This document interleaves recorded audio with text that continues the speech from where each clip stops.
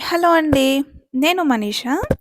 ఇంట్లో ఈరోజు morning breakfast చేద్దామంటే ఇడ్లీ, దోస బ్యాటర్ ఏం లేదు. పిల్లల్ని ఉప్మా చేయనంటే వాళ్ళకి ఉప్మా వద్దన్నారు. పొద్దున్నే చలికి చపాతీ చేసి పెడదామంటే అంత ఓపిక లేదు. చలికి చేయలేకపోతున్నాననమాట. ఇంకా సర్లే దోసల్లా వేద్దామని గోధుమ పిండినైతే ఇలా దోసల బ్యాటర్‌లా కలిపానమాట. ఏం లేదండి అందులో కొంచెం సాల్ట్ వేసి ఉండలు లేకుండా మిక్స్ చేసేసి ఒక 5, 6 మినిట్స్ అలా పక్కన పెట్టేసామనుకో, తర్వాత కొంచెం బేకింగ్ సోడా వేసేసి ఇలా స్మూత్‌గా దోస బ్యాటర్‌లా మిక్స్ చేసుకున్నాననమాట.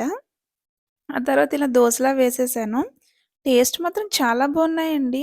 చపాతీ టేస్ట్ కూడా లేదు. చాలా బావున్నాయి. ఎవరికైనా తెలియకపోతే ఒకసారి ఖచ్చితంగా ట్రై చేయండి. చాలా ఈజీ మాట.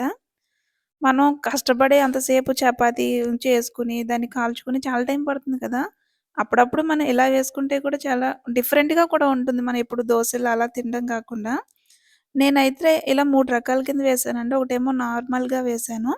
సెకండ్ ఏమో ఇలా ఎగ్ వేసి వేసానమాట. ఇది కూడా బావుంది. ఇంకోటి ఆనియన్స్ వేసి ఏసాను. అది కూడా బావుందండి. నాకైతే ఆనియన్ వేసింది నచ్చింది. ఎగ్ అయితే పిల్లలకేసిచ్చాను.